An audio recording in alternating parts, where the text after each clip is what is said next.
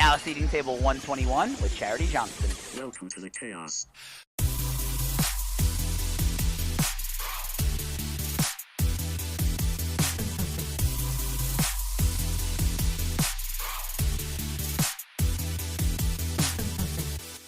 What up, everybody, and welcome back to the chaos. Welcome back, homies. Hey, Danny. Hey, Mikey, how are you? I'm great. How are you? Doing really good. Yeah, I'm excited about today's episode. I'm very excited. There's good energy in the room. This is one of the most badass female boss ladies I know. Oh. On top of that, she's also one of my best friends, and my life would not be the same without her in it. So I'm extremely grateful for this person, Miss Charity Johnston. Hi, guys. Wow, that was a nice intro. Welcome, boss lady in the house. I know, no pressure. She is an alpha, though. Am I? Oh, you definitely are. I feel like I'm so sweet and nice and, you know. Then you crack the whip. Yeah, exactly. You're kind of scary. I can be. That's what my employees tell me. You know, firm but fair. I had an interview, and the girl told me I'm firm but fair, and I was like, oh, that is like the perfect way to say it. I mean, Charity's part of we have a very unique friend group, and we'll definitely touch on that later. But me and her got so close years ago because, as you know, and most people that listen to this podcast and everything that I do is I'm all over the place. I'm multitasking, doing a million things. There's only a few people that can do as much as I can do. And she is one of them, so there's plenty of times where, I need to bounce stuff off, and I'm like, I gotta call fucking Charity, because she's the one who gets to the level of stress that I get. Yeah, I think the older we get, the busier we get, the more stress we get, the more you and I are, on the phone all the time. Yeah, on the same page. Yeah. So let's back it up a little bit. Let's just start how you kind of got into nightlife, where you are, because you are a boss, and the shit you do is kind of wild, so let's kind of just work how you got into that, and where you're from, a little bit about you. Yeah, I'll try not to. It's a lot of years, so I'm not gonna age myself. Cliff but notes. It's Cliff a lot notes. of years. Cliff notes. I guess so. I started hospitality at 16. I consider. I worked at a coffee shop. Then, I moved. Let me go back a little bit. So I'm from a super small town, middle of nowhere, 2,000 people, super small, in the sticks, nothing. But obviously, I wanted to get out as quick as I could. Hated living there. Now I appreciate it. I think I have small town girl in me. Where's that But Fraser Park. So it's an hour and a half north of LA. Okay. So very close, but very different. The closest place to LA that snows. Very different. Fraser Park. That's one I've never heard of. Yeah, not a lot of people have. Yeah. So middle of nowhere. Always wanted to get out. I actually moved to LA when I was 17 to act. That's what most, right? That's Welcome the thing. to the club. Yeah. That's the thing. So moved to LA to act when I was 17, went to an acting conservatory in LA. And like everybody else, or most people doing that, unless you come from money or have money, I think I worked all morning before I had classes, went to school every day, and then worked all night. So I think I've been on this working all day, every day for a really long time. But worked at a coffee shop in hospitality. Then I started working at a gym. And then at 19, I actually worked the front desk at a gym. And I worked the 4 a.m. shift. So I was there super early all the time. And this guy came in. I actually work with him now, which is funny, how things circle back. But came in and was like, do you want to make more money? I was like, yes, I can barely pay for my apartment right now, so of course. And offered me a hostessing job at Katsuya Hollywood, which at that time, not to date myself, but was the coolest restaurant in LA, super popular, Lakers in there all the time, celebrities, very, very cool. Now, me growing up, the nicest restaurant I ever went to was Sizzler. Probably in that vein, parents are taking us out for a buffet experience. Making me hungry. Right now. I'm not gonna lie. I love Sizzler, man. I don't think I would go to a Sizzler anymore. But just to put it in perspective, I lived in LA, but was I lived with some friends that kind of had money, and I think when they would go out, I would eat top ramen before we would go out to dinner because I couldn't afford it. But yeah, so, started working at Katsuya, completely different atmosphere that I had ever seen. It kind of introduced me to, I guess, the glitz and glamour of LA a little bit. And And I fell in love with it. And, you know, I was a hostess to their maitre d', to their trainer for all of their hostesses in the company. And then when I turned 21, you know, I was like, I saw the bartenders. They were like real cool looking. They were like talking to everyone, made friends, made the most money. And they were a lot older too. I think they were all in like their 30s probably. And I was 21. But I was like, called my boss and was like, I want to be a bartender. He was like, no. And I was like, well, but I want to. And I was like, you know, I was such a brat back then. I was like, I'm going to quit if you don't give me my job. Which now doing the job, which I'll get there, that I do now, you know, I'm like, wow, why was I like that? Because I deal with people like that now. But I told them I was 21. I was like, I want to be a bartender. They look cool. They make a lot of money. I got to do that. So they let me. I was very persuasive, even at a young age. So they let me bartend, and I was terrible. I mean, even when I was younger, I didn't really drink a lot, which is funny because I, you know, went to work in beverage for a long time. But I didn't really drink a lot, knew nothing about alcohol. I mean, I think realistically, I had a person sit at the bar one time at a lunch shift and asked me for a gin and tonic, and I genuinely had to wait for the server to come up and be like, what's a gin and tonic? You know? And she's like, gin and tonic? Yeah. Oh, it was a real conversation. I was like, oh, what's gin? You know, what is that? What color is the bottle? Like I was genuinely so bad. I actually made a stack of note cards, and I would bring them and I would lay them out across the entire bar because I would work lunch by myself, lay them out across the entire bar. And I mean, I don't know what I was thinking, but I'd have like the most random drinks, like Alabama Slammer, or like things that I don't even know if people drink that, but I didn't know. Like, that's how much I didn't know about anything. And I would like look at my cards like, oh, how do you make a lemon drop? So anyway, so it was terrible. But I grew up cooking. My mom, her side of the family is Italian, so I love cooking. I love flavors. So every lunch, again, probably my bosses hated this, but every lunch I'd be like, hey, let me make you guys a drink, and I would make them mocktails. And I would just like go in the kitchen, and like it was like my fun thing every day. I'd just pick some like herbs and some fruit, put it together, and I would make drinks. I don't know. I was like maybe trying to get them to like me because I didn't know how to bartend for them. I don't know.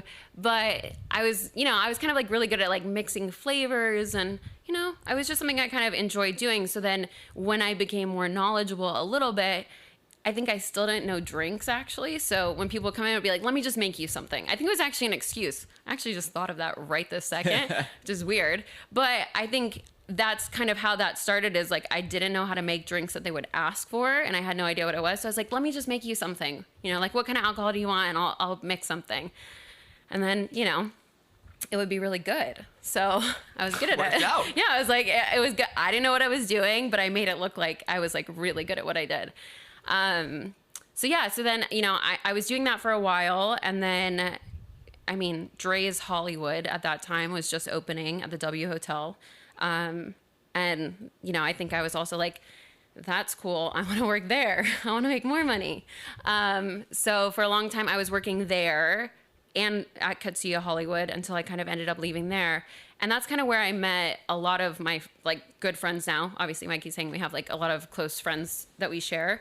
And I mean, really cool to this day. I mean, that was a very long time ago, but we're all really, really close. But that was probably, I mean, I have a really, I feel like cool, fun life. I appreciate my life, but those years were really, really fun and wild, and I didn't sleep for so long, like years on end, but that was like a really fun time.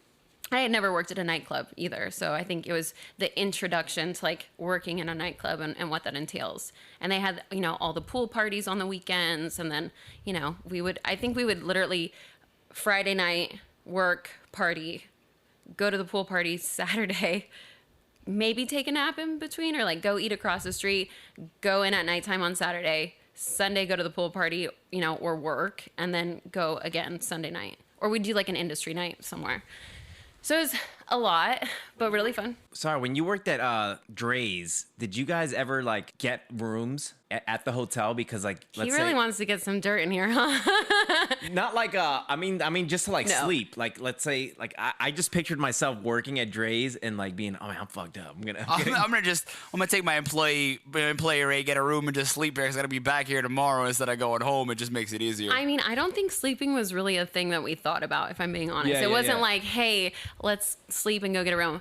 We would get rooms with, that sounds terrible. Let me rephrase this. Clients would get rooms and we would after party, but we would go home after. I think like when I worked at Dre's, I lived at 1600 Vine, which is right across the street. Yeah. So, I mean, I would go home, but probably at like, the sun was probably coming up. So I don't think like we weren't planning that much ahead. Like, hey, let's get a room, let's sleep and come back to work. We were more like, we'll sleep for an hour and then be back here tomorrow. Right. Yeah. So, I mean, we would do that. We just wouldn't get them ourselves. But that's what, like, we all were in this boat at one point or another. It's like, yo, we all got sucked into this lifestyle because it was like you said, so much fun. You're with all your friends and clients are buying these rooms. Clients are buying a party. We're going out here, there. And it just, you didn't want to miss out. No. So it's continual. Yeah. I still get FOMO. I still don't want to miss out, but now my body can't handle it. That's the difference. Right. But yeah, I mean, I think, it's really exciting, especially I've always, I think, been really good and try not to get like too like wrapped up in that because it's very easy in LA.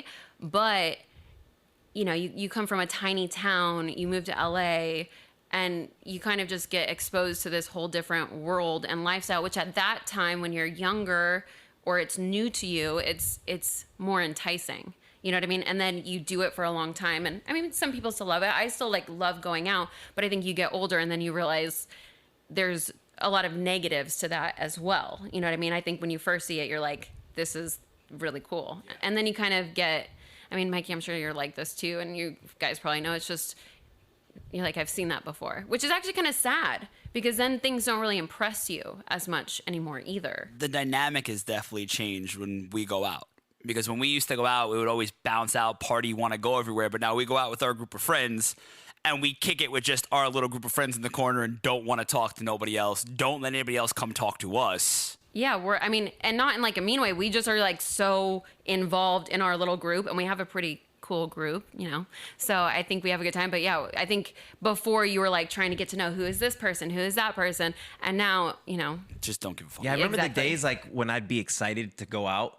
Like you get that feeling in your stomach, and now it's just like, oh fuck, I gotta. Yeah, I mean, similar. It's not as exciting. No, but like at least with our group of friends, it's like we all don't get to see each other as much as we used to. So like, if I know we're going out, we what is it like? We have 2 months where it's everybody's fucking birthday. Yep.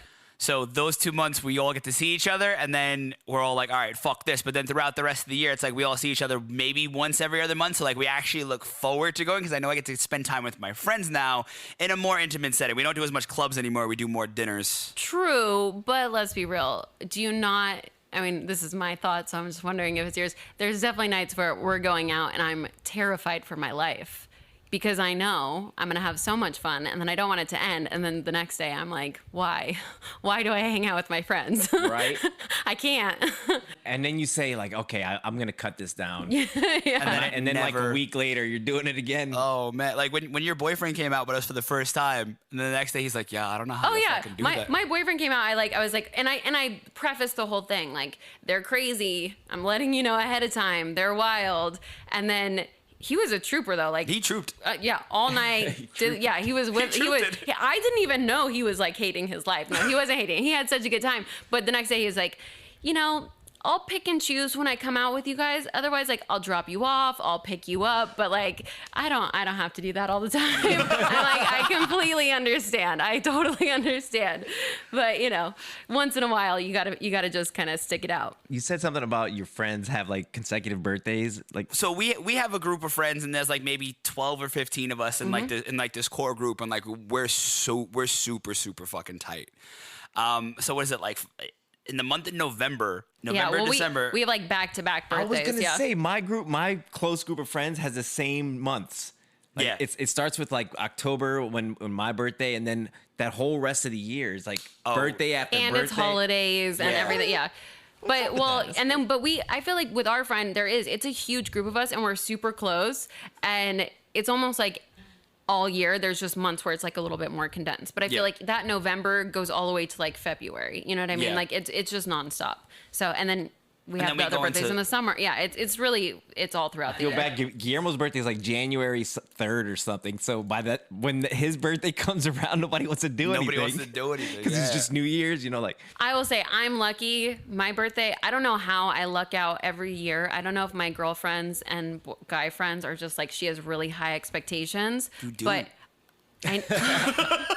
okay, well, I was gonna just say, no, but I always get the best birthday, and my birthday is November 22nd. It's right before Thanksgiving, right before people are like going out of town, and somehow I get the best birthday every single year. We all Thank somehow, you, friends. we but it's also like between our friend group, like we've all been in the industry for so long, we're so connected. Like between all of us, we That's can true. literally go anywhere we want, anytime we want, whenever we want. And it's that just helps. like, oh, we're all going, okay. Nick's like fuck you guys. Brag about it. I know. I was like, shh, that doesn't sound. Yeah, no, but it's true. I mean, listen, like I think for my 30th, the girls took me to Vegas, and it was like, we went to the Backstreet Boys concert. Yes, the Backstreet now Boys I'm super concert. jealous. Yeah, Perfect. you should be. I was gonna go last year. They were gonna be at the Hollywood Bowl, and of course it got canceled. You should have gone. Well, obviously you couldn't, but you should go. I was there by Yeah. myself. We're gonna go. Yeah, we're gonna do. I mean, you guys should because, same thing like being connected. I don't even think it was on purpose, but, we got like front row seats. I'm pretty sure we were embarrassing the Backstreet Boys. Like they were nervous because of us. Like literally we were yelling like, hey, Nick, hey, Brian, like going nuts. And like, no joke, it's a group of 12, they like, were like beautiful nervous. girls, too. Yeah, they were nervous for sure. I'm pretty sure they might have saw a boob somewhere in there. Like we were scaring them. Nick Carter sang to me. Yeah, I get you would feel scared the when I see same. boobs, too. Yeah. Terrified when I see. They boobs. also got me a stripper to the room. That was awkward. Yeah, that was very weird. But like, yeah, we go out in Vegas and it's like, names on the TVs. Like you just get we're spoiled. We're So I think, insanely spoiled from which that. we're lucky. Yeah. Lucky. I'll say lucky, not spoiled. And then we go like they're the ones who do all the festivals with us too. So it's like she has all the restaurants. Some of our other friends have all the nightclubs. I have all the festivals. So consecutively we can just go anywhere. Yeah, we're very fortunate. We take it for granted. Yes, I was gonna say no. I try not to. That's why I'm saying fortunate, not spoiled, because I think the things that we've done throughout the years are things that people dream of doing or save up to do, and I think it's good to make sure that you're appreciative of that because we are lucky. Oh, insanely. Yeah, very, very, very. Insanely grateful for it. So let's get to so from Dre's, keep going on your Okay. Because what you do now is super yeah, I was gonna fucking say cool. I'll shorten this part. I think I worked at Dre's. I left Katsuya. I got a job at like a cool Italian spot downtown LA. That was kind of the first time that I worked with someone. It was Jason Eisner actually, who he originally did the Gracias Madre menus, like the CBD cocktails, and it was like he's a very like big mixologist in that time. I only worked with him for like 4 days because he was leaving to actually go open Gracias Madre. But it was the first time that, I'd worked at Katsuya, which is more of like, not a chain, that's not the way to say it, but it's a more corporate company where they're not really focused on certain things.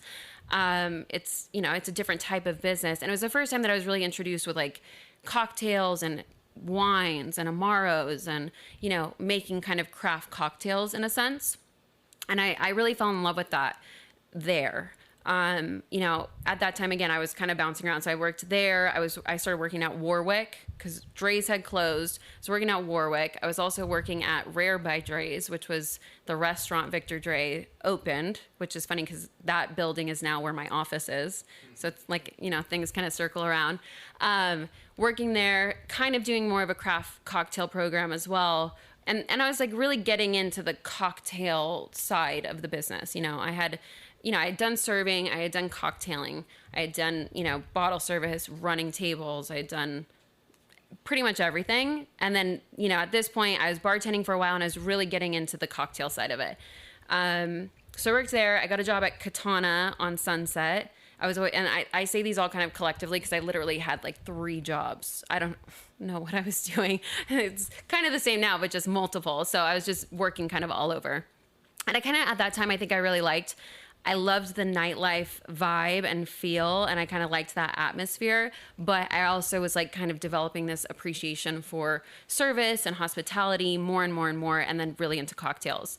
So Dre's closed, Rare by Dre's, and then I was working at Katana, and I was still working at Warwick at that time. And that was kind of, I guess, the beginning of the change in my career a little bit, because I'd been working there for a while. I think I was there for about 5 years, and into that experience, then I was really getting into the cocktail stuff, like nerding out, and at that time I actually knew what a gin and tonic was. I was getting better.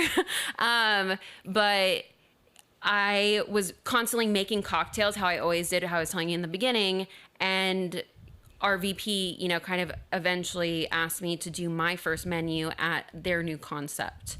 So that was, and become a bar manager. So I think I was moving to a different position, and it was the first time I was going to like develop my own cocktail menu, which, looking back now, I think I was ready for that, but I'm like, I don't know how he gave me that opportunity. He like saw something that was amazing, but I really didn't know what I was doing. But I did my first cocktail menu for Roku, which was connected to Blind Dragon, across from Boa and Soho House.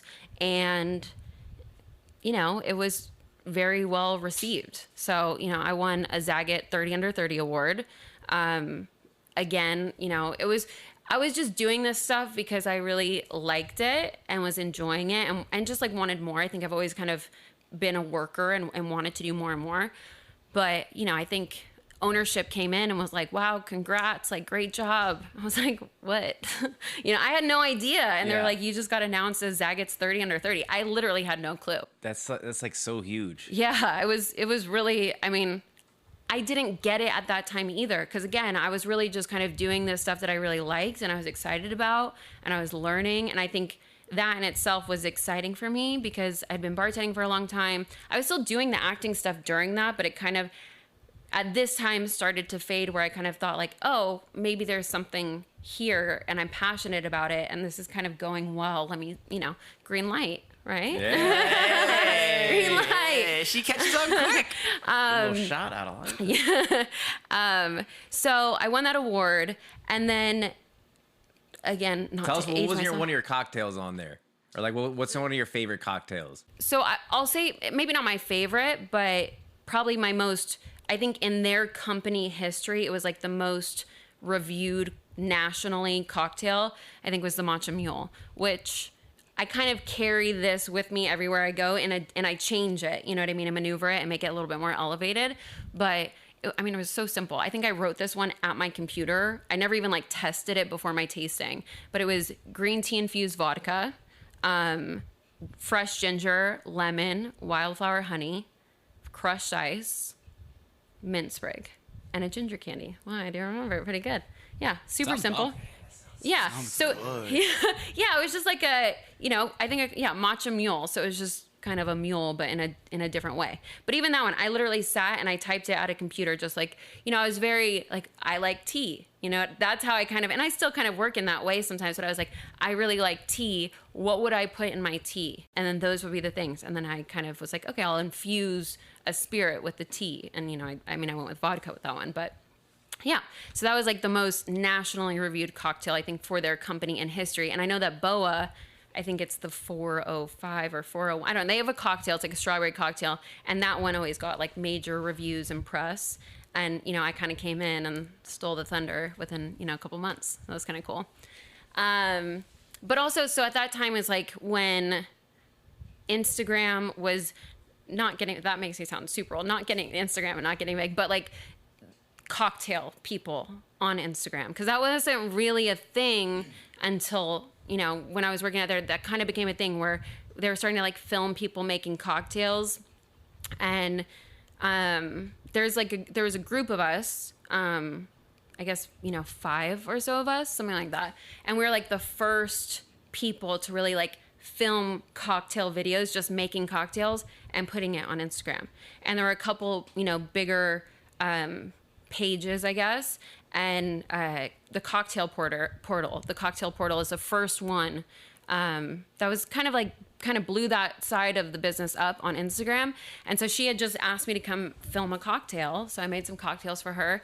And then, you know, we kind of had this like little cocktail cartel is what we used to call it. But like this little gang of you know, really influential cocktail people in LA. Which is really cool because, I mean, that was so many years ago. And, you know, to this day, I was working at a hotel project I'm doing, and I had a girl come up to me and tell me, like, you inspired me as a female in a male-driven, you know, industry to really follow my dream. And I think at that time, you don't realize that people are really watching this and, like, seeing what you're doing and getting inspired by it. You think that you're just making a cocktail and, you know, you're good at making cocktails and you're just taking a video of it. So did that, and that kind of like, I guess, started some buzz, you know what I mean? And then we all were kind of filming videos together and putting them online, and it was just becoming more of a thing, which is so cool because from then to now, cocktail world has exploded. You know, cocktails, I think, were always an afterthought when it came to menus, and at that time, it was still kind of the same thing. And that was the beginning of you know, restaurants, hospitality, really having to get creative in the beverage area and not just the food area, you know, making beverage just as, you know, valuable and not a second thought. So it just started getting really big, which was very cool. Like the mixology. I mean, there's like just mixology bars now, mixology restaurants. Yeah. And if you really think about it, in the past, I mean, that's always been here, but in the past 10 years, it's really exploded and become a whole different thing. Right. And now, you know, restaurants, you know, I always say like there's those big hitter restaurants that make all the money and they're all over the world. And they really do get away by like having cocktails be the afterthought because they know they're going to make money and people are going to drink regardless. But I think even now, bigger companies are having to step their game up on the beverage side and actually not let it be an afterthought. So, you know, it just really kind of started exploding at that time. And then, you know, I was getting asked to do like more Instagram things, which for me, again, I never really thought about it. It was just kind of, I wanted to be an actor. So it's like, I got to like put these two things that I really loved together into one. So I got to like kind of act in a way, but also make cocktails. So I was like, I loved it. You know, it was awesome. And then kind of, go ahead. You ended up getting your face on a fucking bottle that's all over the world now. Yeah, that will come too. Yeah. Yeah, I mean that's not recent, but I would say in the last like 5 years, you know, I have a bottled product that's sold in like Walmarts all over the US with my face on it, which is weird. So I get random, you know, and it's like a mango daiquiri margarita. It's just the mixer, but you know, they had like a cocktail artist, you know, I think that's what the company is called, you know, line. And so it's different, you know, mixologists or whatever, you know, you want to call it, with their faces on it. And then they help come up with the recipe and, you know, they're sold in Walmarts all over the world. So you can see like how it really, you know, has spread more and more. And I have another bottled cocktail with a company called Drinksmith. I have a classic margarita. So same, it's like a pressurized bottle cocktail where the citrus is separated from the alcohol. So they actually have a longer shelf life and you actually twist it and combine it. So you can actually sell it in stadiums or concerts or, you know what I mean? And it's an actual, you contain the craft cocktail side of it and the flavor. So it's not, you know, it's not just a sugary synthetic mix. It actually tastes like a real cocktail. It's pretty cool. That sounds really good. Yeah. All of her cocktails. Yeah. So, I mean, that stuff, you know, it's just like, it really trickled into like many different areas that I never saw it going at all. You know, I was doing the Instagram stuff and then from that, weirdly enough, I mean, and I think it was kind of probably some of this, but really I just had some, you know, guys, regulars of mine sit at the bar one day. I was actually probably being super sassy to them, which I think is what sold them on me. But, you know, I got asked to do a show with Gordon Ramsay. So I did a whole season of a show called The F Word on Fox with Gordon Ramsay.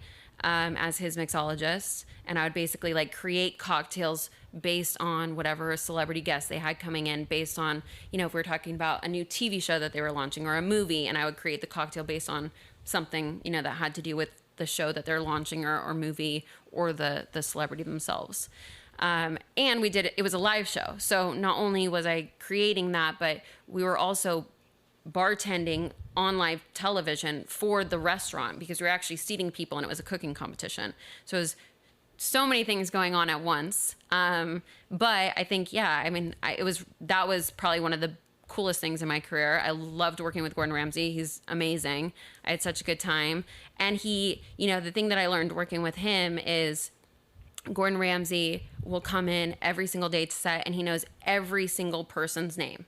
And he knows, like, if they have a family or where they live. And, like, he's just so good in that regard. Like, you just know that he's, like, a true hospitality person, which is really cool. It's a side of that people don't really see of him. Yeah, like I said, they turn the camera on and he starts yelling at everybody. It's the F word, right?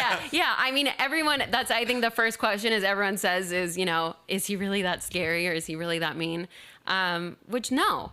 But I think anyone who works in hospitality, whether it's a nightclub, a restaurant, a bar, in the kitchen, whatever it is, you know that when you're in service and you're busy, sometimes there's not time to be polite, right? Like, how many times have you worked with people and you're like, hey, get me this, I need this, go get me ice, clean the trash, whatever it is. Like, you're just kind of on the go. And for me, I guess being in that world for so long and then working with him, I never saw it as like he's mean. He's just very like, in those moments, he's like, this has to be done, get this done. I mean, you know, when you see him on like Kitchen Nightmares or whatever, listen, if I went into one of my restaurants now and saw some disgusting moldy shit in the fridge, I would also be like, are you fucking kidding me? You know what I mean? And put a sandwich or whatever he does on their face. You know what I mean? Like, for real. Anyway, so, you know, that was great. You know, I was still working, obviously, while I was doing that. Then that kind of spun off to me getting to do Bar Rescue. So then I did Bar Rescue, did some episodes with them, which was also super cool. You know, you're working with, you know, Gordon Ramsay, and then you work with John Taffer, who is very similar TV personalities in the sense of they're like these like big scary men that like yell at people or whatever. But, you know, that was an incredible experience doing that show. Your Bar Rescue episode was fucking hysterical. Thank you. It's so funny. And I tell people this all the time because I genuinely had never watched one episode of Bar Rescue before I did the show at all. Never watched one. So of course I was like already booked the show, and I was like, I should probably see what we do. You know, I should probably kind of figure this out. Kind of like I came here today, right? Like, we're going to flow with it.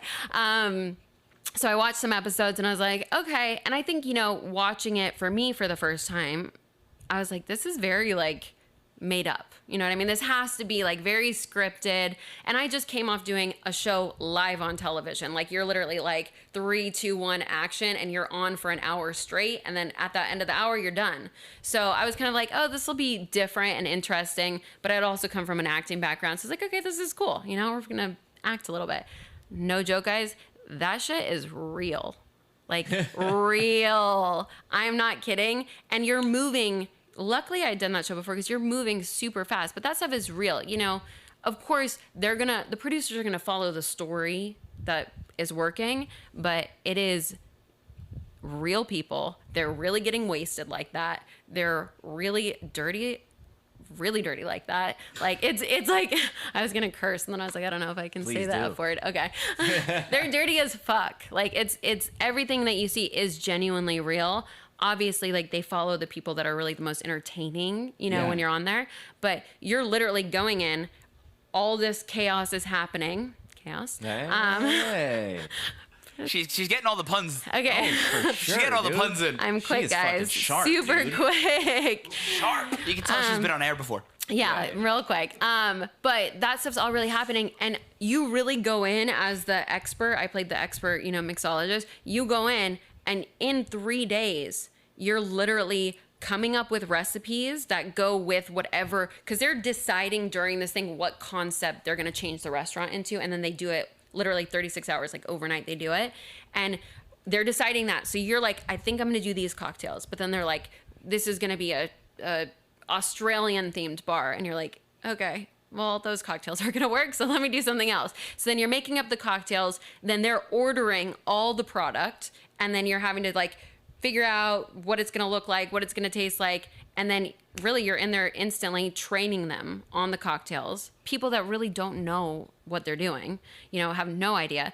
And then really you train them. And then that night you go and you're actually doing their first, you know, night open with public people. And it's kind of like the stress test. And they always fail, of course, because they're learning it like 8 hours before, not even like 5 hours before. So, but you're really having to do things so quickly in real time with real people that have real personalities, you know, that you don't expect. So sometimes you on there, and I think, you know, probably because I'm a chick, you know, sometimes they're a little bit like thrown off by me because they're like, oh, you know, who is this? And then I like get on them and then they hate me for the rest of the episode. Like literally, I think at first they're like, oh, wow, this girl, you know, and then they're like, hate her. She's mean. But you're really doing it in real time. So, hey guys, doesn't that chick remind you of like a female Gordon Ramsay? yeah. It's oh my God, I wonder if my employees say that about me. They're like, no wonder she's worked with them. she's just like them. Yeah, she made me cry. I fucking went to the toilet. Oh my God, I hope I don't make people cry. It's funny when I come to your restaurants with you and just to see what your staff looks like when they walk up to the table versus when I'm there without her. Yeah, it's two different fucking worlds. Yeah, that's what my boyfriend says too. He's like, what? Like, he's literally, I shouldn't even say this. I hope they don't listen to this. But he always makes jokes and he's like, if they only knew what you were like in real life. Because they do, you know, they get really nervous and they're like spilling wine and like shaking. And then, you know, I'm super goofy, I guess. I mean, there's a part of me that's very like high strung and like crazy and anxious, but I'm super like goofy and silly. And he's like, if they only knew, they would never like even take you seriously. I'm like, don't tell them, please. Like, can you please just not let them know so I can do my job? But you have like a mode, like just like we all had too. Like you turn it on when you have to. Definitely a mode for sure, yeah. But they've definitely caught on though, because I'll be with you at Toka and you're like, yo, order this drink, and this. Like when we go there with her, I don't get to drink what I want to drink.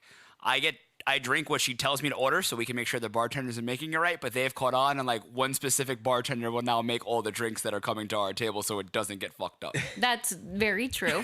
That is very true. But also, I mean, you say like it's a bad thing. You might not drink what you want to drink necessarily, but I also order every cocktail on the menu, every mezcal, every tequila, so it's still pretty fun. But yeah, so it's that is very interesting. I never really... This is like therapy. I never knew I was like a John Taff or Gordon Ramsay. We've said that before numerous wow, times. I'm a monster. This is therapy, yeah. Wow, it's coming to me now. People's secrets just come out when they sit down there, dude. That hot seat is fucking magical. The realizations that come out of those. I'm telling you, bro. Wow, literally therapy. Okay, cool. Now I know. I have the biggest smile on my face listening to you talk because I just pictured the little 21-year-old you. Like, what's a gin and tonic to this fucking like I mean just she's not done yet though. I know, but Well, just from where you're at now in your story, I'm like, man, it's so cool to hear people's come upness. Yeah. You know what I mean? You know what? I appreciate that. Thank you so much. I think like I still think about that all the time. I mean, I guess that's a good segue into like this part of my career because I think if I was to talk to my 21-year-old self, if I was to talk to my like 27-year-old self, I probably would have been like, there's no way in any sort of universe I would be doing what I'm doing now, you know? So it's very cool. I'm super grateful. And I think, you know, I worked really hard, but there's a lot of people along the way, you know, like I said, there was, you know, Matt Erickson is his name, you know, that found me in a gym at a front desk with like, I wore glasses back then every day, you know, and like such a nerd and gave me the opportunity just because I was super friendly every day when he came in really early in the morning. Like that was probably opportunity number one. You probably do. Yeah. He worked for SBE for a really long time. Yeah. Now he works for SH Hotels, like one hotel. Yeah. Yeah. So, I mean, I think that was like the first big opportunity. And again, I work with him now years later and I'm always super grateful because for me, that was a changing point in my life, even though I didn't know it then, you know? And then, you know, when I was working at Katana and Christian Corbin, he gave me the opportunity to do my first menu, you know, and to this day, I am always so thankful for him because that was another really huge changing point for me, you know. And then I had a lot of people in those years where I was filming with people and they were really just giving me an opportunity to kind of show what I was doing and showcase it to the world, essentially, you know, and that was huge. So, you know, I guess we'll kind of get back. So I was doing television. I was doing kind of all of these really cool things. And it was funny because my career, you know, wanting to be an actor and then loving beverage and cocktails and flavors and cooking kind of came full circle. And it was cool because I came to this realization, like, you know, I thought I was going to be, you know, an actress in movies. And now I'm doing it at a completely different capacity with something I'm super passionate about. It was so cool. It was a really big point in my life where I was like, wow, this is like, it all turned out how it was supposed to, you know? And so then, you know, I'd been working there and I was super committed to that company. I loved working for that company. But I was growing personally in the sense I was doing television. I was like doing all this stuff. So I think I was kind of growing, and at that time, I actually was overseeing 7 concepts for that company. So I had my one, and then I was overseeing all the beverage programs for all their Japanese concepts. So there was 7 of them. So I saw like their Las Vegas concept, their Arizona concept, and then all of their Southern California. So it was 7 different concepts that I was overseeing, which was a lot. I think that sounds messed up now that I'm saying I wasn't growing. But at that time, I was doing that, and I was kind of doing it easily, and I just wanted more. You know, I think I wanted to make more money, not because it's about the money, but I think I was working my butt off for so many years. And to be honest, I was never really making good money. I think I've always been very loyal and probably underpaid for a long time. And I wanted to make more money and have things for myself, you know what I mean? And start becoming an adult. You know, I was close to being 30 at that time, 27 or something, 28. So I got an opportunity, really, you know, weird. I think, you know, my boss now, Tosh Berman, was in New York, and I knew him. I'd been to Toca Madera. My friends all knew him and Amru Mansir, and they were the owners of Toca. And I'd met them before, but like very briefly. I actually think the first time I met Tosh, I went for a hosted brunch, you know, with all the girls. And I think I sat next to him, and it was the first time I met him. And it was when Toca first opened, and I was such a snooty little cocktail brat. And I was like going through the menu, like, oh, I was like, who makes your cocktails? You know? And he was like, oh, well, I kind of come up with them with that guy right there. And I was like, oh. I was like, they're really good. It was really awkward. But, you know, he was like really, like, he like laughed about it. And I was like, well, I think you could like do something different. I don't know. I was such a brat. I was just thinking I knew what I was talking about, which I did. Yeah. But yeah, that was the first time I met him. But anyway, so through my friends, I guess he was in New York. He was looking for an actual beverage director for the company. At that time, you know, he had Toca Madera, he had Tokaja Organica, and I think at that time they had like 3 Tokajas. But they were expanding really quickly and growing the Madera Group, which is the company I work for now. They were growing really, really quickly. So he wanted to have like a corporate level beverage director. And he was in New York and came across the Zagat 30 Under 30 article that was written about me, which again, just weird how things kind of like happen. And he was like, oh, I know this girl, you know, and he contacted my friend Elise, our friend Elise. Mm-hmm. And she just sent me a text one day like, hey, you know, Tosh, you know, he wants to meet you and talk to you about a job. I was like, okay. You know, I was sure. You know, I didn't really want to leave where I was, but I think, you know, I was like, well, I can take an interview, you know? And I remember sitting in the office with him, and it was just kind of, you know, an aha moment in a sense where, one, my boss is very good at talking, you know, like and it's because he's so passionate, you know, like he lives his dream. He loves his concept. He's super creative, you know, even if he, you know, is the CEO, you know, co-founder, like he's so creative. He cares about every tiny little detail. And, you know, I kind of was just talking to him, and I was just so sold, and at that time he wanted to really change the game when it came to having a high volume restaurant and having craft cocktails that, really complemented the food. And he was also going through a transition, I think at Toca at least, where they were like a nightclub when they first opened, you know what I mean? Because he was a nightclub owner. So it's so different. And he really was like, I want this to be a world-class restaurant. And in my mind, what I had been working on with the company I was with prior was like, that was my secret sauce. Like, I can do high volume restaurants and still give you a cocktail like you were at the coolest little cocktail bar, and that was like my secret. Still is, I think. So I had a meeting with him and he was just like so passionate, and it was kind of just too exciting of an opportunity for me not to leave my job. And I was so sad. I remember when I told my boss, Christian, I told him, he was like, wow, I feel like you're breaking up with me. Like, people don't break up with me, I break up with them. And I was like, it was kind of bittersweet, but again, it was a really hard decision for me in my career because I was so loyal to that company and really had this growth, but it was time to kind of move on. And again, it's funny how those one decisions, green light, change your life. So, I made that decision, went on as, the beverage director for the company at the Madeira Group. So I had all of the tocayas, which now there are 20. I don't work on that side of the company anymore, but I helped them grow to like 17 restaurants and did all of their, all of their cocktails are still mine and their programs. And then I took on Toca Madeira West Hollywood, opened Toca Madeira Scottsdale with them, opened Madeira London, which is our London property, with One Hotels, which is how me and Matt Erickson came back full circle to work together again. And now I'm opening 5 new concepts at the Hotel Figueroa downtown. So that's a crazy huge project. We open Casa Madeira, our newest concept, in Toronto in October.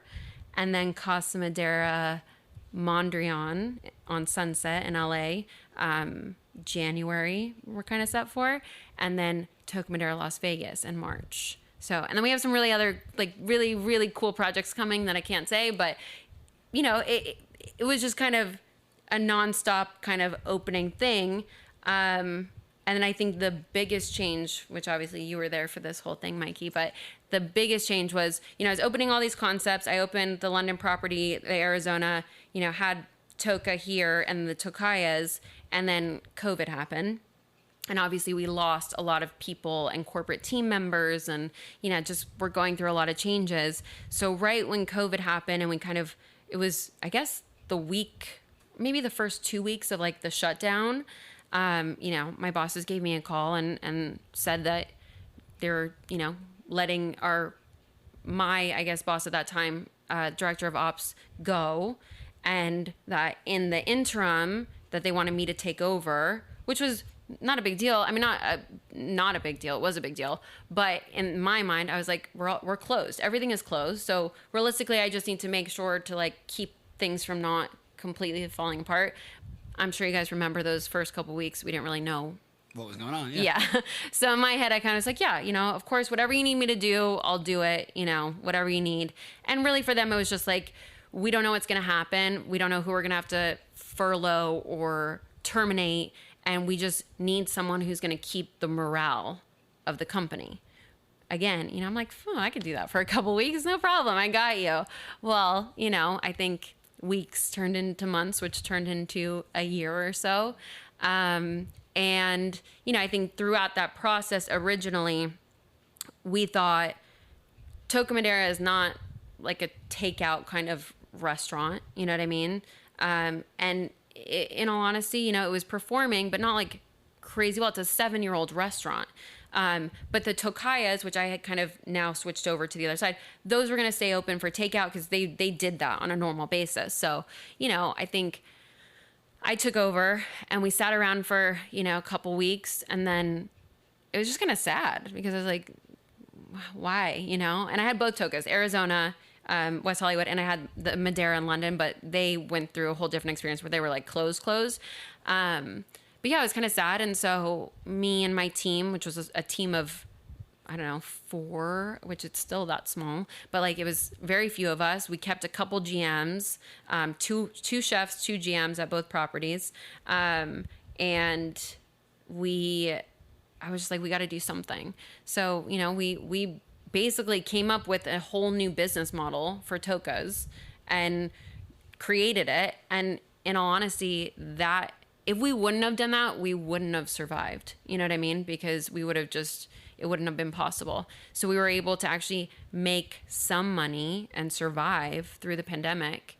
And so grateful, but come back stronger than we ever have. You know, and I think during that takeout model process, you know, and moving into like that, like opening and closing time and then opening and closing, you know, they gave me a full promotion to director of operations, which is my title now. So, you know, it's been an interesting road. I have a job that like I said, my 21-year-old self would have been like, no way, you know, like I do spreadsheets and financials now, you know, like who would have thought? But it's cool because I work for such a creative company. So that side never goes, you know what I mean? Like I get to be super embedded in the process of, you know, for Toka Las Vegas, like the entire build out, the design, you know, what the bar top looks like, you know, what umbrellas we have. So I still have this like really cool creative side, but now it's grown. It's not just the cocktails that I'm, you know, creative and oversee. I oversee the food, you know, every plating of the dish, you know, every kind of piece of the restaurant, the uniforms. So it's creative on like a whole other scale. And then of course there's the not so fun pieces like the financials and the spreadsheets. Yeah. But that comes with it. So yeah, that was a lot. I know. That's one hell of a journey though, like in this industry. It's such a great, refreshing story to hear. Yeah. I'm sure you had your dark times and hard times For coming sure. up in that, but like to hear that you found your passion through the service industry and just being curious about bartending. And you know, I've bartended for a long time, and it always will hold a special place in my heart. And I love making cocktails. I love drinking cocktails. You know what I mean? Yes. You turned that into a career, and like I applaud you for that. You've always innovated. Yeah. Yeah.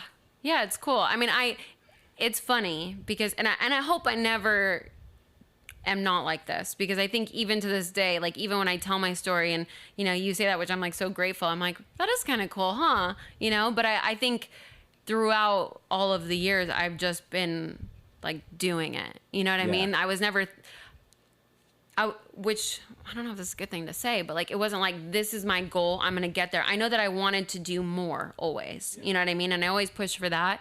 But, you know, in my head, I was like, I'm going to be on TV and just do like a cooking show where I get to travel around the world, and, you know, which might still happen one day, you know, but it, you know, I just wanted to do more and keep growing. I just didn't know what that looked like. But I think saying yes to things that you're a little bit afraid of, that kind of change the course of your life, can be a really great way to kind of further your career. Oh, absolutely. 100%. Before we get to saying yes, I'm kind of mad at you though. Oh, Because you bamboozled us in the beginning. Did I? Before we started, you were like, mine's gonna be boring.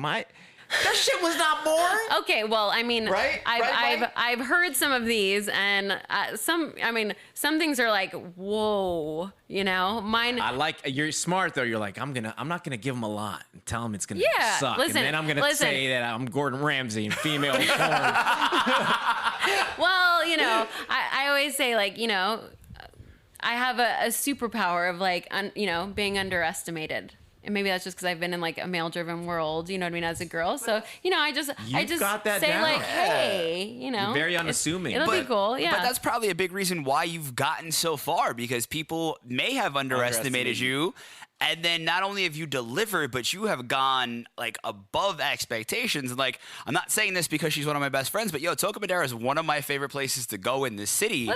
When you were talking about Toca, I went for the opening. Yeah. I forgot who was working there that opened it. It was a bartender, female bar. I forget who it was, but anyways, I remember it was the first time I had guacamole made like Tableside? and they put pomegranates, and I was like, what Yep. the fuck Yeah. is that? Yeah, that And then was they like started the popping start. in my mouth. I was like, oh, this is amazing. Yeah, but just like everything about that restaurant is like, So good. just the aesthetic, the vibe, the drinks, the food, the atmosphere, like the ambiance, everything in there adds up. It's like every time you go there, it's a different experience. But I've never, and obviously I go with you, so we even get better fucking treatment than usual. But even when I'm not there with you, like the service is always so on point and everybody is so kind. And obviously it stems from the top, and you lead with such a grace and are so good with how you treat your customers, how you treat your staff and everybody, that it definitely comes down and you kick off that vibe. And it's one of the coolest vibes in this city. Yeah, I mean, listen, I think I am lucky in the sense of,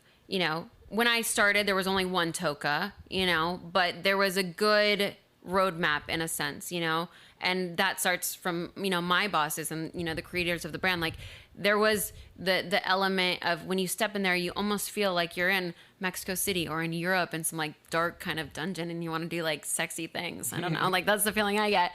Shouldn't say that. Yay, where do I go with this? Anyways, like it has this cool, Toca sexy, Madera is located on. this cool, sexy vibe is what I was going for. And that was kind of laid out. And I came in when it was like, we're going to change this into a world-class restaurant, you know, and I got to be there to kind of help create that. And then lo and behold, you know, now we're expanding literally all over the world, you know, and I think it was laid out, but it's cool that I got to help kind of be there at the beginning of that build, you know, which, you know, I'm really grateful for. That's one thing about restaurants in LA that even when you were talking about Katsuya, there's for somebody who's visiting or even, you know, being new, moving here, they're so intimidating to go into. Like Katsuya, I think was one of the most intimidating restaurants ever 100%. to go into. I tell my staff this all the time. And, you know, I tell every department the same thing because that could not be more true. I remember, again, I'm a small town girl working at this restaurant, which when you're standing on the other side, you forget how intimidating, you know, those places can be.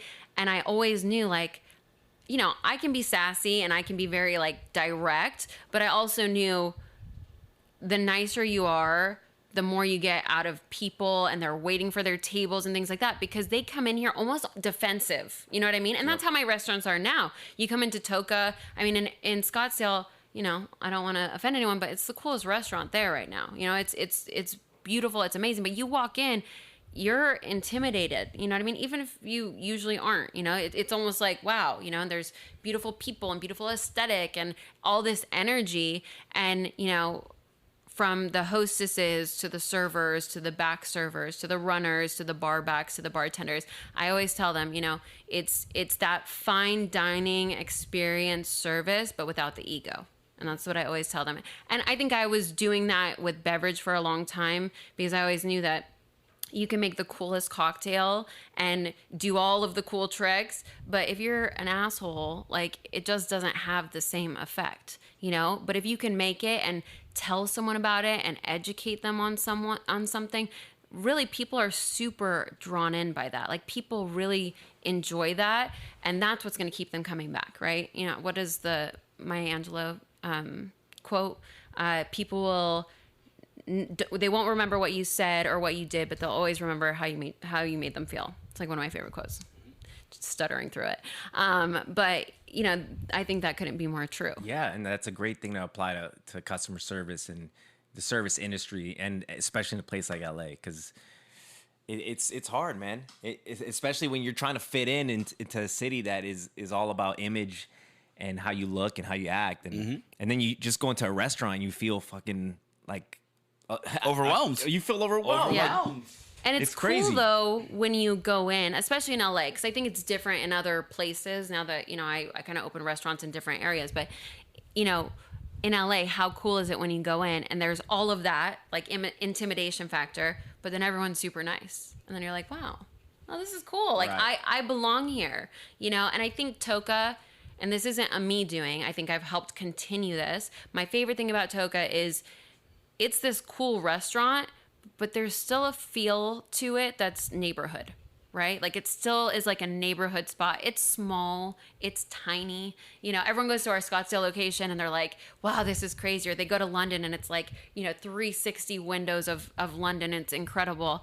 And you go to Toka, which is still super cool, but it's so small. And I'm like, that is my favorite thing about it. There's this like neighborhood family element to it, mixed with, you know, all of the cool factors too. It's been 7 years and it's still a scene. It's like crazy. You don't get, especially in this city, restaurants, clubs, anything. You got maybe, if you're a nightclub, 6 months. If you're a restaurant, you maybe got a year and a half until you got to reinvent yourself. Yeah. I mean, max, I think restaurants, 3 years. And you're in, like, you're right. After a year and a half, you're kind of like, you're not like the cool spot. And then you kind of like taper, you know what I mean? So, I mean, we're super fortunate, very fortunate, you know, 7 years. And we're having the best year we've had ever. I get a ton of people who will text me and be like, hey, man, can you get me a rezo at Toka? Like, still, like, 7 years later, because they know, like, I know her. And they're like, yo, man, can you, I can't get one. Can you hook it up? Bro, I'm so hungry right now. Oh, I'm starving. I'm God, dreaming about. I should have been a good guest and like brought some food. No. Yeah, I mean, that would have been like, that would have Just throw us on the put table. you guys in such. Well, that's, you have any birthdays with, like, we have everybody's birthday at Toka, or like when we're having like a Super Bowl party or something like that, Charity always shows up with like a ton of fucking food, and we're all Yep. just like, yep, we don't have to worry about that. Yes. Yeah, it's you know, my I love that contribution. you're changing the way people act, like towards the patrons coming in, because we felt overwhelmed because it was a certain way before. You know, they made you feel they wanted you to feel intimidated because they wanted to feel cool. You know what I mean? So, Yeah, I think. Listen, I've worked extremely hard to get where I am now, but I'm still always super grateful and surprised sometimes. And I think there's an element to the way I run our business that is inclusive of, you know, what was I doing wrong when I was, you know, doing this job, you know, and what could I have done better? Or what did those people, you know, like I said, those people that kind of changed my life along the road, what were they doing that was making me feel so inspired to be better and do good work rather than just coming in just to make money and go? And like you said before, there, you know, that bartending will always kind of hold a special place in your heart. You know, there is, not everyone probably feels this way, but for me, there is something super special about working in a restaurant. You know what I mean? There's this energy and, you know, like this, it's fun. You know what I mean? And there's no reason it can't be fun. And I think, you know, again, it starts at the top. So, you know, say with me, and if I'm happy, like I don't get to have bad days. You know what I mean? Yes, I snap at them sometimes and I get pissed and, you know, I have to check them sometimes, but like, I don't get to have bad days. That's for me to do at home. Because if I go into my restaurant and I'm, you know, moody or tired, then I'm really just influencing them to kind of feel that way. So, you know, when I am sitting at a table, you know, we just opened and, you know, I told my managers, I said, if I'm here by myself and I'm not with friends, you know, like if I'm with friends, do the spiel, do everything, make it perfect, you know, great. If I'm here by myself, I have no problem with you saying, hey, can so-and-so come practice on you because we want them to like improve and you can give them notes. I will literally sit there and give, you know, friendly notes that help them, you know what I mean? And coach them. And I think it really is exhausting, you know, but it takes that time and care to really have your employees do a job that is very stressful and exhausting with a smile on their face. But it can be fun. It is enjoyable. I love my job, you know, and I hope that, you know, I can kind of influence them. You know, I always tell them, I wanted to be an actor. I wasn't doing my job because I wanted to, but when you come to work, you're on. You know what I mean? When you come here, you have fun. I don't care what you do. And I will never, you know, stop someone from pursuing their dream or leaving. I don't get mad about stuff like that. I want, you know, it can be a stepping stone, but again, the stepping stones in the restaurant industry and nightclub industry have changed my life. So, you know, I just want them to all make the best of it and kind of influence them in that. And I think me telling my story to them also, you know, gets them excited, you know, to see what they can do. And that's the whole point of this fucking podcast, is to everybody who sat in this chair has a very, very different story, but there's definitely somebody out there that can relate to what you've been through and where you are now and be like, oh, okay, like it can be done. I can get there, and can really take a lot from what you've done and what you've taught. And I mean, all the properties that you have are just fucking dope. Thank you. I like them too. I love your mindset, and I hope that other people adopt that way of thinking in the service industry, especially in Los Angeles. Me too. Yeah, I mean, that's the way it should be done. You should feel like, being from New Orleans, it's Southern hospitality. You should feel like you're going to your family's home. 100%. You know what I mean? I love that. Yep.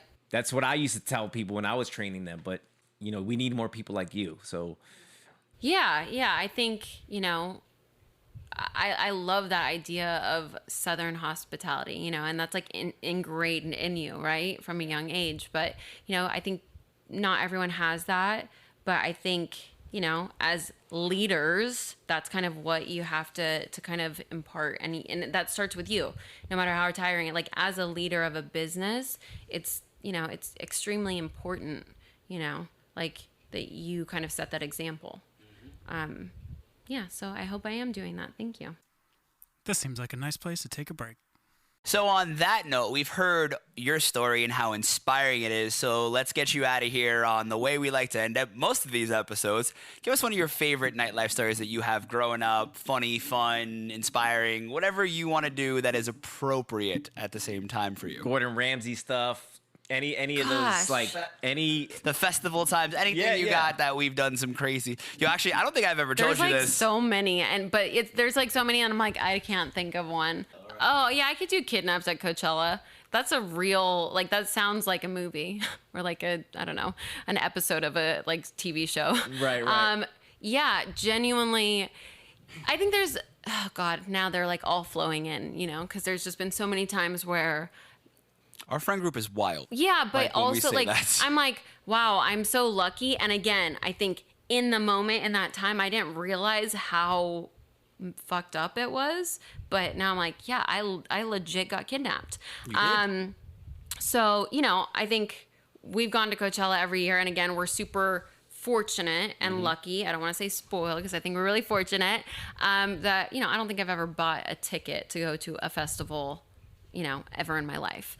But, some years me and the girls are like, are we going to go? We don't know. And then of course we're always going to go. Like if we just always end up going, we're like, oh, we are over Coachella. Oh, let's go the second weekend. So like, it's just like the norm, like you probably heard that before. So yeah, I mean, this is a few years back. I want to say now, maybe 4 or 5 years ago. Time flies. We're going to Coachella. We get a house. Some of the girls have their tickets already. I, even 5-6 years ago, I'm always working. So I'm like, I can't come these days. I'll come Saturday. You know what I mean? I'm like, I'm always a late arrival because I can't do, all of the days. So we're all staying at this house. And, the girls are I think some of the girls were at the festival already. And I forget who went. We went to like a party first because Yumi and I needed our tickets. We didn't have tickets. So we're like, we got to find someone to give us tickets, which I don't know. We're just like, oh, that's easy. So, which was, but wasn't. So I don't know, we like contact one of the guys that we worked with at a nightclub or something. And we're like, hey, who has tickets? We need tickets. And he's like, oh, like this guy I know, he's on Breaking Bad. Which I'm thinking like he's like on Breaking Bad. I think he was probably like an extra or like on one episode. But he's like, he's on Breaking Bad. He's at this party. He has extra tickets. I'm like, sounds legit, right? So me, Yumi, and I forgot who went with us because they ended up leaving us. But I think it was like Natasha and I don't know who was there. But some people are at the festival already. We go to a party. It's like the normal Palm Springs pool party. Everyone's being wild and crazy, running around. We're like looking for this guy.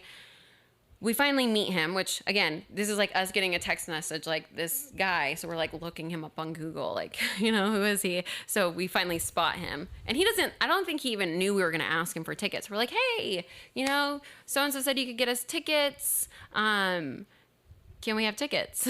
And he's like, yeah, of course. We're like, cool. So it's like that situation, which, you know, now that I'm older, I'm like, why would I ever put myself in that position where you're just like, well, we need something from him, so we're going to stay at this party as long as he does, and all of our friends are wanting to go. So they're like, we're like, no, you guys go. Me and Yumi need the tickets. We were the bums that didn't get them, so we're just going to, you know, get the tickets from him. And he's like, yeah, like, you know, I have them, but I have to go get them from my friend, right? Likely story. Sure. So we're just hanging out and, you know, we're fun. So we make the best of it and, you know, we have a party. So we're having a good time, having fun. And then we're kind of like noticing like, okay, it's kind of a long time. So where we start to be annoying, like, hey, like we want to go to see our friends. Like we need tickets, you know? And yeah, sucks. But when you're in that situation, you kind of don't want to be like, we're going to leave you the second we get there. So give us our tickets. We're kind of like, we have to make this guy our friend so he can give us free tickets. That sounds so terrible. So we finally end up leaving and we get in a car and it's a girl, him, and us. And so we sit in the back seat.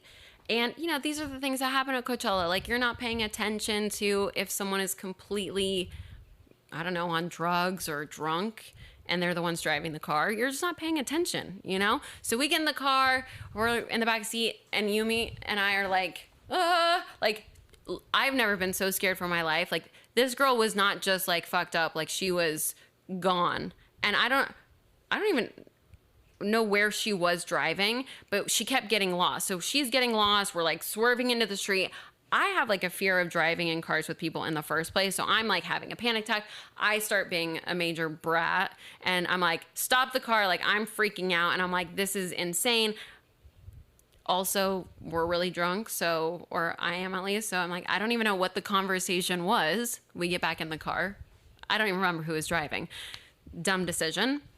Get back in the car. Now it's like the sun's going down and we're like, you know, time is just passing and we're all in a state where we don't realize like how long we're doing things or how long it's taking us to do things.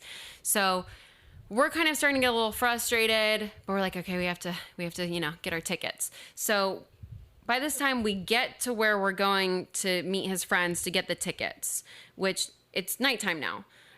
And we pull in to, I've never seen this side of Coachella, but there's actually like, behind Coachella, like you can see the festival in the distance, but it's just like this is going to sound so weird, like I was really a disaster when I was here, which I probably was, but it's just like an empty, like, I want to say like a trailer park, but like a made up one, right? Like it's just a space where people come with their trailers and park it and they camp out there.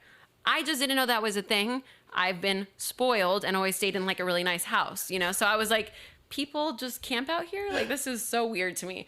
I'm like, wow. Okay, so we pull into this The common trailer. folk area. No, I just GA. yeah, I just never knew that was a thing. And it's a huge area and there's trailers everywhere. And I'm like, interesting. And I can, you know, it's like I've been waiting all day for my tickets to Coachella and I can see Coachella in the distance and I'm like, oh my God, okay. So we get there. And at this point, we're pretty frustrated. And now we're starting to like sober up a little bit to where it's like, okay, that was fun. But now, you know, we want our tickets. We want to go see our friends. And we get to this weird trailer park and we drive like super slowly back. And, you know, we go to this trailer. And he's like, yeah, I'm going to. So we're like, we'll sit in the car. Like, you can go get the tickets. And he's like, no, like, come in. So we're like, okay, we have to go in and be polite because he's giving us tickets. Okay. So we go into this trailer and we walk in and legit the guy shuts the door behind us and locks it. And we're in a trailer. This sounds literally like I'm the most irresponsible person in the world. But we're in the trailer and there's literally like 3 big dudes and me and my best friend. And we're immediately like, oh, we have to pee. You know, that's what girls do when they're like scared and want to get away. So we go into the trailer bathroom and we lock it and we're like, what the fuck is happening? Like, it's almost like that whole time in between, we just like blacked out in a sense where you're like, we knew this was weird, but we thought we were just fucked up thinking it's weird. And now we know it's weird. You were like, I thought he was on Breaking Bad, not that we were going to end up on the Oh episode my of God. Breaking Bad. Like we're in Breaking Bad situation. Legit, we're in a bad situation. So, you know, we're kind of a disaster. We're like, oh my God, like, what do we do? You know, how do we get out of here? And, you know, I think we just like we opened the door, and it was so awkward. It's literally just these three big dudes. We're locked in the trailer with them. And then they were like trying to get us to drink, I don't know if this was actually it, but this is what it was in my mind. Like hypnotic or something. It was like something so... Why was I thinking a blue drink? Were you? I was thinking a blue drink. Yeah, it was like... The meth, the Breaking blue Bad, meth. the meth. Oh my gosh, it really, And of course it really, you said hypnotic. we were like set up for this, no That's joke. hilarious, So like, dude. it was something like really weird where I'm like, what universe am I in right now? You know? So then we're like kind of sneaking towards the door, like really slowly. And, you know, the guys are like, I don't know, they were trying to give us like t-shirts. I don't know. We're just like, we just want our tickets. I don't know. It was the most like scary and awkward and weird situation. And then, you know, I think we just lied to them and said we had to like, I don't know, go outside for something. And they actually let us out, thankfully. And we just booked it.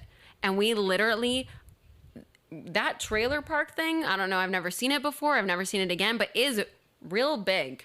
And we just on foot in our little daytime shorts outfits, you know, freezing cold because it's freezing at Coachella at nighttime, are just walking in the middle of the desert, stars out. We can see Coachella in the distance. And we had to walk. We had no service, by the way. I forgot that part. No service in there. We just walked until we found a road. It was like hours of our lives. So we walked until we found a road, finally called an Uber. And then because my friends are my friends and I am me, you know, we weren't like, oh my God, like, wow, we need to go home. That was scary. We were like, all right, Neon Carnival, we'll be the first ones in line. And legit, I've never been the first one in line for Neon Carnival. I think we were like fourth, but took an Uber to Neon Carnival. And we were in Neon Carnival. I've never been like that. Like been in Neon Carnival sitting, like eating a burger because we hadn't eaten all day and just waiting for the party to show up. We had a great night. Way to turn it around. Yeah, dude. Super positive. I mean, I'm very glad you guys didn't get raped and killed because I would have had to find 2 new best friends. Yeah, I mean, I think, you know, it's one of those situations like now as an adult, and for sure one day when I have kids, they're not allowed to do shit. Because at that time, I didn't even really realize that this was like not a good situation. You know, it got weird when we were in the trailer locked in there with 3 big dudes. But I didn't even realize like, oh, this could not be a good situation. You know what I mean? And it was definitely not a good situation. But we had a good night after that. I'm happy that you got out of there. Yeah. Yeah. 'Cause, I mean, that could have gone so many different ways. Yeah, and like we are very fortunate, but I also think because there's been, I mean, I know we all have more stories not like this, but similar where like, yo, we've definitely been naive. Oh my gosh. Our group of friends, us, me and you, in multiple situations, we've definitely been naive to things. I think I've been like that. This sounds so bad. Most of my life. Like I used to do things. I mean, I think I was just like, I always wanted the adventure, you know, like when I was 15, I didn't even have a license, I don't think, but I remember I lived in the small town that I talked about. I would tell my mom, I'm going to go stay the night at my best friend's who lived across the street, and I'd walk over there. She drove. She was, I think, a year older than me or 2. We'd get in her car, drive to San Diego, and then cross the border and go to Tijuana. And I had a girl's ID from high school. She let me borrow it. Her name was Stephanie De Hoyos.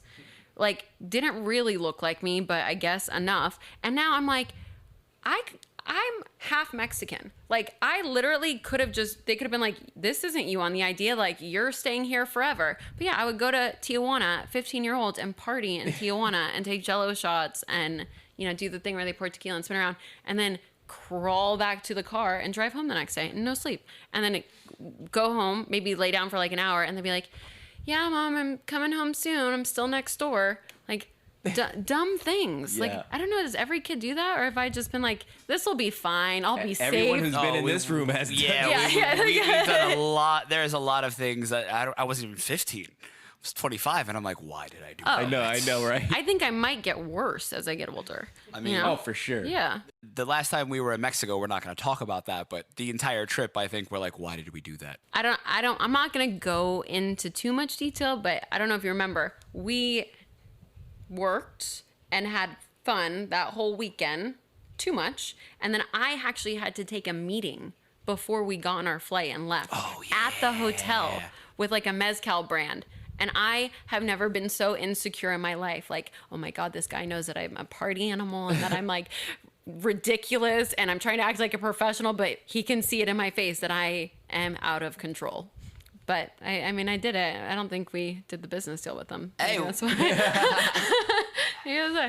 We wanted crazy, but she's a little. Yeah, she's a little too crazy. Hey, man, at the end of the day, this is all green light, so we've survived the chaos. Yep. Absolutely, we have. Yes, And we did. Thank you for setting it up the way you did, because I had an amazing time listening to your story. Yay, thank you. It was so awesome, Charity. We appreciate you so much. Thank you for being on. Thank you, guys. Danny, Nick, always a pleasure. Love you, boys.